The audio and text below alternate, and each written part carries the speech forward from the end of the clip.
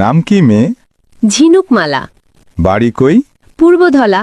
পিতার নাম? গঙ্গারাম। গঙ্গারামের মেয়ে তুমি? তাকে তো চিনি আমি। তাই নাকি গো কাকা? হ্যাঁ, একসঙ্গেই পড়ালেখা। শৈশবে দুজন মিলে যেতাম আমরা স্কুলে। যখন আমার ছেলেবেলা করেছি দুজন খেলাধুলা, ফুটবল, মার্বেল, ডাঙ্গুলি, সেই সব কথা কেমনে ভুলি। সংসারে এখন ব্যস্ত রোজ, রাখি না কেউ কারো খোঁজ।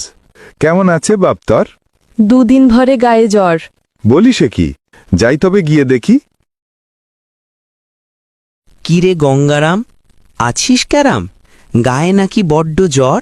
বলল যে মেয়ে তোর, শরীর এখন কেমন বল?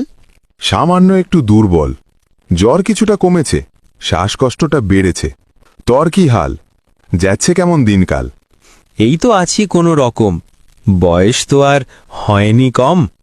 জানিস বন্ধু, এখনো মনে হয় বয়সটা আমাদের বেশি নয়, যেন আটকে আছি 16তে, শৈশবের সেই দিনগুলোতে। শৈশবের বন্ধুরা বদলায় না, তাদের কোনোদিন বয়স পারে না।